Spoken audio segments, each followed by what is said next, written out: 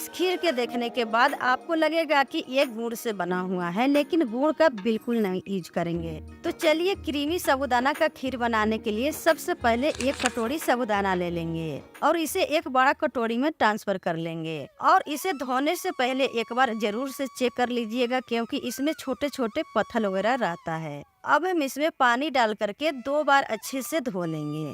तो अगर आप छोटे वाला साबूदाना ले रहे हैं तो आप उसे सिर्फ 2 बार धो करके ले सकते हैं, नहीं तो आप बड़ा वाला साबूदाना ले रहे हैं तो उसे 3 से 4 बार आप जरूर से धो लीजिएगा, क्योंकि बड़ा वाला साबूदाना में स्टार्च ज्यादा होता है। तो ये मैं छोटा वाला साबूदाना ले रही हूँ तो इसे हम 2 बार धो करके ले लेंगे। तो अब हम एक गरम कढ़ाई में 1 चम्मच घी डालेंगे। जैसे ही घी हल्का गर्म हो जाएगा, इस स्टेप पर हम कुछ ड्राई फ्रूट डाल देंगे। 4 से 5 दाना काजू का, 4 से 5 दाना बादाम और एक छोटी सी टुकड़ा सूखा नारियल डाल देंगे और इसे मीडियम फ्लेम पर चलाते हुए इसे हल्का सा रोस्ट कर लेंगे। तो ये देखिए ड्राई फ्रूट अच्छे से रोस्ट हो गया है, इसका कलर चेंज हो गया है। तो इस स्टेप पर हम गैस को बंद कर देंगे और बंद फ्लेम पर 5 से 6 दाना किशमिश डाल देंगे। किशमिश को ज्यादा नहीं भुना जाता है, तो इसे आप बंद फ्लेम पर डालिएगा। तो सच में दोस्तों, इस तरह से अगर आप ड्राई फ्रूट को भून करके लेंगे तो खीर में सौंधा सौंधा स्वाद आएगा। तो इन सारे ड्राई फ्रूट को हम बाहर निकाल लेंगे और छोटे छोटे पीसेज में कट कर लेंगे। तो अब हम क्या करेंगे, गैस के फ्लेम लो कर देंगे और सेम कढ़ाई में 1 कटोरी चीनी ले लेंगे। तो जिस कटोरी से हम साबूदाना लिए थे उसी कटोरी से 1 कटोरी चीनी ले लेंगे। अगर आप थोड़ा मीठा कम पसंद करते हैं तो थोड़ा कम चीनी ले सकते हैं। तो अब हम इसे मीडियम फ्लेम पर इसी तरह से चलाते हुए चीनी को कैरामलाइज होने देंगे। तो दोस्तों, ये जो हम खीर बना रहे हैं इसे एक तरीके से कैरामल खीर भी बोल सकते हैं। तो ये देखिए दोस्तों, चीनी अच्छे से मेल्ट हो गया है, यानी कि कैरामलाइज हो गया है। तो इस स्टेप पर अब हम क्या करेंगे, गैस के फ्लेम बिल्कुल लो कर देंगे या बंद ही कर दीजिए और इस स्टेप पर हम इसमें दूध डालेंगे। तो ये हम 1.5 लीटर दूध ले रहे हैं। अब हम दूध को इसी में ऐड कर देंगे। तो जब आप दूध डालिएगा तो चीनी एकदम से हार्ड हो जाएगा। तो इस स्टेप पर आप डरिएगा नहीं, जैसे जैसे गर्म होगा चीनी अच्छे से मेल्ट हो जाएगा। डरने का कोई बात ही नहीं है। तो दोस्तों, अब हमारा काम ऑलमोस्ट खत्म ही हो गया है। इसी तरीके से हाई फ्लेम पर चलाते हुए 1 उबाल का इंतजार करेंगे। जैसे ही दूध में 1 उबाल आ जाएगा, इस स्टेप पर हम साबूदाना डाल देंगे। तो इस स्टेप पर हम जो साबूदाना को धो करके रखे थे वो हम यहीं पर ऐड कर देंगे और साबूदाना डाल करके इसे अच्छे से चलाते रहेंगे और गैस के फ्लेम मीडियम कर देंगे। तो दोस्तों, जैसे कि आप देख रहे हैं कि दूध में हम कोई कलर वगैरह नहीं डाले हैं, नहीं गुड़ डाले हैं, फिर भी इसका कलर कितना प्यारा आ रहा है। तो इन त्योहारों में एक बार इस तरीके से साबूदाना का खीर बनाना तो बनता ही है। तो 8 से 10 मिनट बाद हम एक बार इसे चेक कर लेते हैं। अगर आपको लग रहा है कि साबूदाना नहीं पका है, थोड़ा कच्चा है, तो इस स्टेप पर आधा गिलास दूध डाल करके आप इसे पका सकते हैं। अगर आपके पास दूध नहीं है तो आधा गिलास गर्म पानी डाल करके इसे पका सकते हैं। तो 4 से 5 मिनट और पका लेने के बाद हम इसे एक बार चेक कर लेंगे। तो यहाँ पर आप देख रहे होंगे हम इसे इस तरह से दबा रहे हैं तो इजीली दब रहा है। तो ये अच्छे से पक चुका है। तो इस स्टेप पर अब हम क्या करेंगे, जो ड्राई फ्रूट को हम छोटे छोटे काट करके रखे हैं वो हम यहीं पर ऐड कर देंगे और एक बार अच्छे से मिक्स कर लेंगे। तो ये लीजिए दोस्तों, हमारा खीर बन करके तैयार है। तो यहाँ पर आपको थोड़ा पतला ही दिख रहा होगा। तो जैसे जैसे ठंडा होगा वैसे वैसे ये ठीक हो जाएगा। तो साबूदाना का खीर बहुत जल्दी ठीक हो जाता है। तो जब भी आप गैस को बंद कीजिएगा तो थोड़ा पतला ही रखिएगा। तो ये लीजिए दोस्तों, खीर बन करके तैयार है। आप इसका टेक्सचर देख रहे हैं कितना बढ़िया बन करके तैयार हुआ है। जब इसे आप सर्व करेंगे, खाने वाला यकीन नहीं करेगा कि ये बिना गुड़ का खीर बना हुआ है। तो एक बार जरूर इस तरीके से बनाइए और खाइए, कैसा बना कमेंट में जरूर बताइएगा। तो दोस्तों, कैसी लगी एक कैरामल खीर की रेसिपी? अगर अच्छी लग रही है तो वीडियो को लाइक और चैनल को सब्सक्राइब करना बिल्कुल ना भूलें। तो साबूदाना का इंस्टेंट खिचड़ी बनाने के लिए सबसे पहले हमें साबूदाना चाहिए होगा। तो हम यहाँ पर 1 कप साबूदाने को 2 बार अच्छे से धो करके और 1 कप पानी डाल करके इसे 5 घंटे भिगो करके रख दिए थे। यहाँ पर आप देख सकते हैं साबूदाना अच्छे से फूल चुका है, पानी को बिल्कुल ऑब्जर्व कर लिया है। तो आप जिस कप से साबूदाना ले रहे हैं उसी कप से 1 कप पानी डालिएगा, तभी आपके साबूदाना खिला खिला फूल करके आएगा और जब खिचड़ी बनाएंगे तो बिल्कुल परफेक्ट खिला खिला बनेगा। तो फिलहाल इसे रख देते हैं साइड में। अब हम एक पैन के अंदर 1 चम्मच घी डाल करके इसे गर्म होने देंगे। जैसे ही मीडियम फ्लेम पर घी हल्का सा गर्म हो जाएगा, इस स्टेप पर हम 1/4 चम्मच जीरा डाल देंगे। जैसे ही जीरा का कलर चेंज होने लगेगा, इस स्टेप पर हम इसमें आलू डाल देंगे। तो यहाँ पर 3 कच्चे आलू का छिलका उतार करके इसे इस तरह से काट लिए हैं और इसे 2 से 3 बार बढ़िया से धो लिए हैं और सारा के सारा आलू हम यहीं पर डाल देंगे। इसे चला करके और इसमें ढक्कन लगा करके इसे हम 2 मिनट मीडियम आंच पर पकाएंगे और बीच बीच में चलाते रहना है। तो यहाँ पर आप चाहे तो उबला हुआ आलू ले सकते हैं, लेकिन उबले हुए आलू से खिचड़ी थोड़ा चिपचिपा हो जाता है, देखने में अच्छा नहीं लगता है। तो मैं सजेस्ट करूंगी कि आप कच्चे आलू से साबूदाना का खिचड़ी बनाइएगा, परफेक्ट बनेगा। तो दोस्तों चलिए एक बार आलू को चेक कर लेते हैं। तो यहाँ पर आप देख सकते हैं, तो इस तरह से एक आलू को हम दबा करके देख लेंगे। तो आप देख रहे हैं आलू अच्छे से दब रहा है, यानी कि 90% आलू यहीं पर पक चुका है। बाकी के बचे हुए 10% आलू साबूदाना का साथ में पकेगा। तो आलू पकने के तुरंत बाद हम इसमें मूंगफली डाल देंगे। तो हम यहाँ पर थोड़ा सा मूंगफली को रोस्ट करके और इस तरह से तोड़ करके ले रहे हैं। आप अगर कच्चे मूंगफली ले रहे हैं तो उसे रोस्ट करके लीजिएगा। और साबूदाना का खिचड़ी जब बना रहे हैं तो मूंगफली जरूर डालिएगा, मत भूलिएगा। मूंगफली डालने से साबूदाना का खिचड़ी का स्वाद 100 गुना बढ़ जाता है। तो इसी के साथ आधा छोटी चम्मच काला मिर्च पाउडर ले लेंगे। स्वाद अनुसार व्रत में खाने वाला सेंधा नमक डाल करके हम इसे मिक्स कर लेंगे। तो यहाँ पर आप व्रत के लिए नहीं बना रहे हैं तो नॉर्मल नमक डाल करके इसे बना सकते हैं। तो हमारे साबूदाना का खिचड़ी में थोड़ा सा तीखा स्वाद लाने के लिए 2 हरी मिर्ची को इस तरह से लंबे लंबे काट करके डाल रहे हैं, ताकि दिखने में भी अच्छा लगे। अगर आप व्रत में हरी मिर्ची या टमाटर नहीं खाते हैं तो आप इसे स्किप कर सकते हैं। हमारे यहाँ खाया जाता है तो मैं डाल रही हूँ। तो इन सारे चीजों को मीडियम फ्लेम पर चलाते हुए 1 मिनट भून लेंगे, ताकि मिर्ची और टमाटर का कच्चापन भी निकल जाएगा और इसमें हल्का सौंधापन भी आ जाएगा। तो दोस्तों ये वाला साबूदाना का खिचड़ी एक बार जरूर ट्राई कीजिए। और अभी तक वीडियो अच्छी लग रही है तो वीडियो को लाइक और शेयर, चैनल को सब्सक्राइब करना ना भूलिए। तो ये देखिए दोस्तों, टमाटर और हरी मिर्ची हल्का हल्का सॉफ्ट हो गया है। तो इस स्टेप पर जो हम साबूदाना धो करके और फुला करके रखे हैं वो हम यहीं पर ऐड कर देंगे और साबूदाना के डाल देने के बाद इसे अच्छी तरह से मिक्स कर लेंगे। तो इस स्टेप पर दोस्तों आपको हल्का पीला साबूदाना का खिचड़ी पसंद है तो आप 1 पिंच हल्दी डाल करके इसे बना सकते हैं। अगर सफेद साबूदाना का खिचड़ी पसंद करते हैं तो आप इसे स्किप कर सकते हैं। तो ये लीजिए दोस्तों, साबूदाना का इंस्टेंट खिला खिला खिचड़ी बन करके तैयार है। तो ये मैं ले रही हूँ 1 कटोरी साबूदाना। ये वजन से देखा जाए तो ये 150 ग्राम साबूदाना होगा। आप चाहे तो बड़े वाला या मीडियम वाला ले सकते हैं। साबूदाने 3 तरह के आते हैं। तो अगर आप बड़े वाला ले रहे हैं तो उसमें स्टार्च बहुत ज्यादा मात्रा में होता है, तो उसे आप 3 से 4 बार जरूर धो लीजिएगा। अगर छोटे वाले ले रहे हैं तो 1 से 2 बार में ही बहुत बढ़िया से साफ हो जाएगा। इसमें स्टार्च ज्यादा नहीं होता है।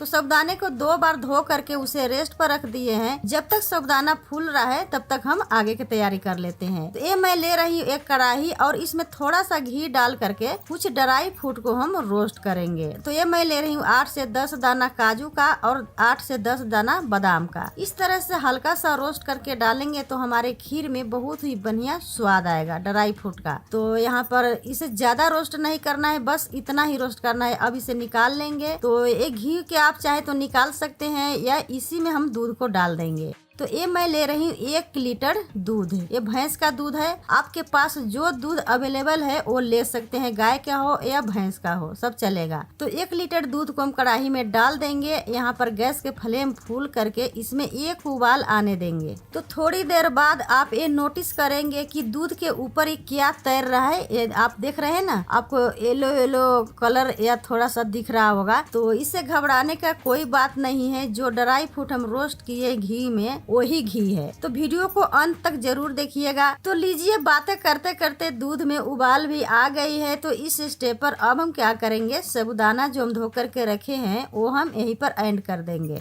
और साबूदाना ऐड करके इसे लगातार चलाते रहेंगे और मीडियम फ्लेम पर लगातार चलाते हुए इसे पकने देंगे। इसे बिल्कुल नहीं छोड़िएगा, नहीं तो ये कढ़ाई में चिपक सकता है, यह दूध फट भी सकता है। तो इसी तरह से लगातार इसे हम चलाते रहेंगे। इसे हम तब तक चलाते रहेंगे तब तक कि हमारा खीर पक न जाए। तो यहाँ पर खीर को पकाते हुए 5 मिनट हो चुका है, तो एक बार इसे चेक कर लेते हैं। बीच में आप एक बार चेक जरूर कर लीजिएगा। तो यहाँ पर आप देख सकते हैं इसे दबा रहे हैं तो इसमें हल्का कसर दिख रहा है, तो इसे हम कम से कम 4 से 5 मिनट और पका लेंगे। साबूदाने की खीर बनते हुए 10 मिनट लग ही जाता है। 10 मिनट में हमारा खीर पक करके तैयार हो ही जाता है। तो डिपेंड करता है साबूदाने पर कि आप बड़ा वाला ले रहे हैं छोटा वाला। तो बड़ा वाला पकने में 15 मिनट लग जाएगा और छोटा वाला पकने में 10 मिनट ही लग ही जाता है। तो इसे हम 4 मिनट और पका लेंगे। तो लीजिए दोस्तों, 4 मिनट और पका लेने के बाद हमारा खीर इस तरह से दिखने लगा है और इसे दबा रहे हैं तो ये दब भी रहा है। तो हमारा खीर परफेक्ट पक चुका है। तो इस स्टेप पर अब हम इसमें चीनी ऐड करेंगे। तो जिस कटोरी से हम साबूदाना लिए थे उसी कटोरी से आधा कटोरी चीनी ले रहे हैं। आप थोड़ा कम मीठा पसंद करते हैं तो 2-3 चम्मच कम कर सकते हैं, ज्यादा मीठा पसंद करते हैं तो 2-3 चम्मच बढ़ा सकते हैं, लेकिन आधा कटोरी इसके लिए बिल्कुल परफेक्ट रहेगा। तो चीनी को डाल करके हम अच्छी तरह से खीर में मिक्स कर लेंगे। और चीनी डालने के बाद आप देख रहे होंगे कि जो थोड़ा और भी लिक्विड हो गया है। तो जैसे जैसे चीनी पिघलेगा वो खीर थोड़ा पतला दिखेगा, फिर यह सेट हो जाएगा। और इसी के साथ हम जो ड्राई फ्रूट भून करके रखे हैं उसे हम छोटे छोटे टुकड़े में काट करके तैयार कर लिए हैं, वो भी हम यहीं पर ऐड कर देंगे। थोड़ा सा बचा लेंगे गार्निशिंग के लिए। तो ये देखिए खीर का लुक कितना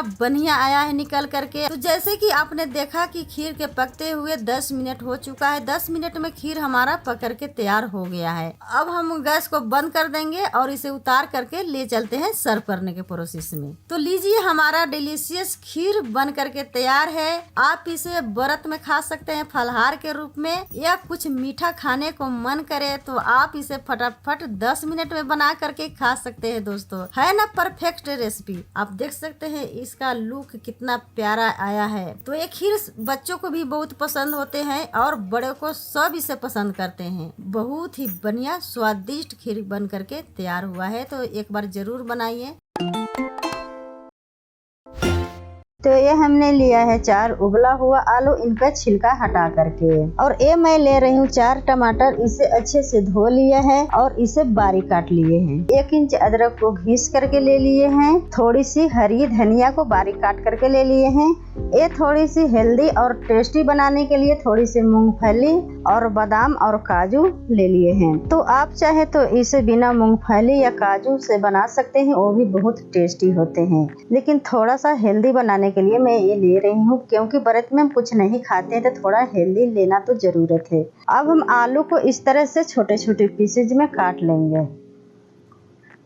तो सबसे पहले हम पैन चढ़ाएंगे और 2 चम्मच देसी घी डालेंगे। जैसे ही घी हल्का गर्म हो जाएगा इसमें हम डालेंगे 1/4 चम्मच जीरा। और जैसे ही जीरा चटकने लगेगा कद्दूकस किया हुआ अदरक डाल देंगे और थोड़ी सी चला लेंगे इस तरह से, और आलू डाल देंगे। तो आलू को हम 2 मिनट इस तरह से चलाते हुए फ्राई कर लेंगे। हल्का गोल्डन कलर आलू के ऊपर आ जाएगा। इस स्टेप पर हम बारीक काटे हुए टमाटर को डाल देंगे और मिक्स कर लेंगे। इस स्टेप पर मैं डाल रही हूँ 1/4 चम्मच काला मिर्च पाउडर, 1/4 चम्मच जीरा पाउडर और साथ ही डाल देंगे 1/4 चम्मच सेंधा नमक जो हम व्रत में खाते हैं, और इसे मिक्स कर लेंगे। थोड़ी सी मूंगफली, थोड़ी सी काजू डाल देते हैं इसे हेल्दी बनाने के लिए, और साथ ही हरी धनिया डाल देंगे। तो हम व्रत के लिए बना रहे हैं तो इसमें ज्यादा मसाला नहीं डालेंगे, क्योंकि व्रत में ज्यादा मसाला नहीं खाते हैं।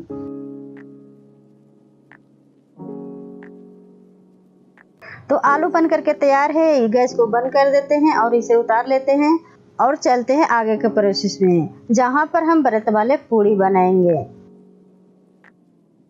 तो पूड़ी बनाने के लिए एक बर्तन में 1.5 कप सिंघाड़े के आटा डालेंगे।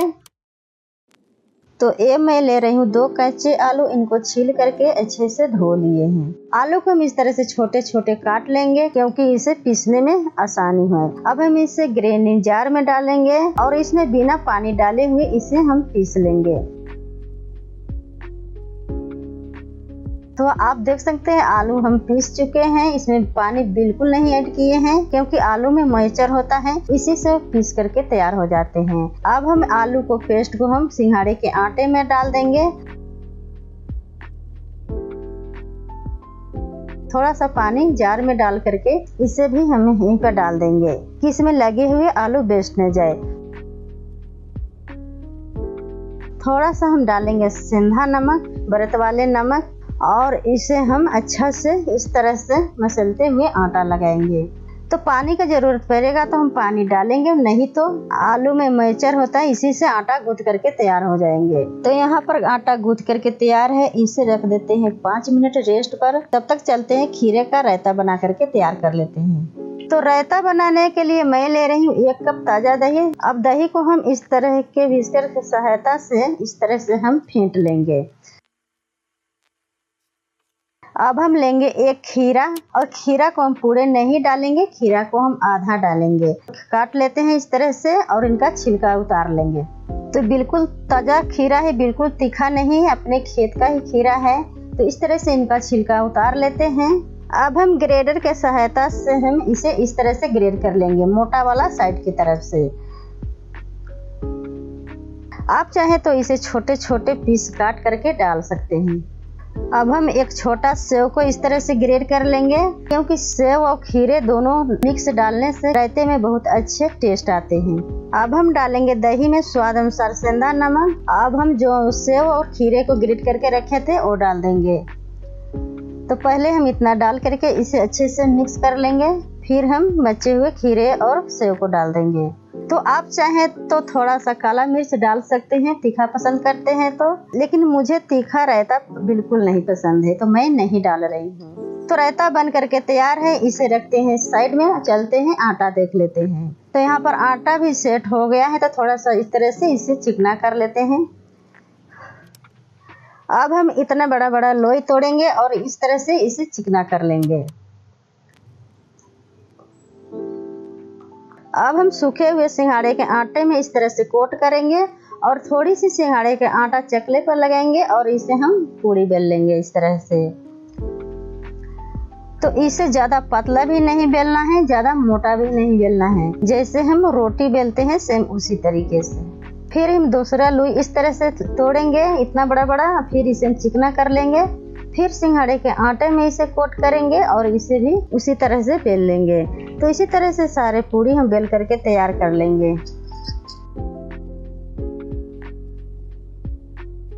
अब इधर एक पैन हम चढ़ा दिए गर्म होने के लिए। अब हम इसमें घी डालेंगे। तो हम व्रत के लिए पूरी बना रहे हैं, तो हमारे यहाँ घी में बनाया जाता है। आप व्रत में कोई भी तेल खाते हैं तो आप तेल में बना सकते हैं। तो इसे चेक कर लेते हैं घी गर्म हुआ है या नहीं। तो इस तरह से घी में से बबल्स आने लगा है तो पूरी तलने के लिए घी परफेक्ट गर्म है। तो अब हम इसे निकाल लेंगे और पूरी के डालेंगे। तो पहले एक ही पूरी डाल करके फ्राई कर लेते हैं। तो इस तरह से हम पूरी को उलटते पुलटते फ्राई कर लेंगे। तो सिंघाड़े का आटा का पूरी गेहूं के आटे जैसे नहीं फूलते हैं, लेकिन टेस्टी बहुत बनते हैं। तो इसे निकाल लेते हैं, फिर दूसरा बैच को डालते हैं। तो अब हम 2 डाल रहे हैं क्योंकि तेल अच्छे से गर्म हो चुका है। तो इस तरह से घी इसके ऊपर से डालते रहेंगे कि पूरी ऊपर से भी अच्छे से पक जाए। अब गैस के फ्लेम मीडियम रखना है। तो इसी तरह से सारे पूरी को हम तल करके तैयार कर लेते हैं, फिर मिलते हैं। तो ये मैं ले रही हूँ रायते और सेव को डाल देंगे कि देखने में अच्छे लगे।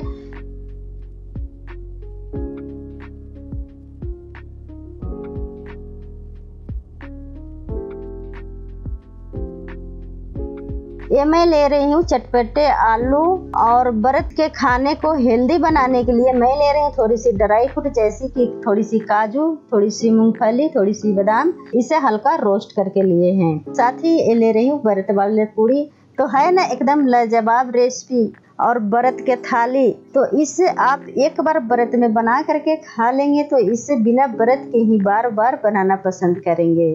तो दोस्तों कैसा लगा है मेरा आज के रेसिपी अच्छा लगा हो तो वीडियो को लाइक और शेयर, चैनल को सब्सक्राइब करना बिल्कुल ना भूले। फिर मिलती हूँ एक दूसरे रेसिपी के साथ, तब तक के लिए बाय बाय।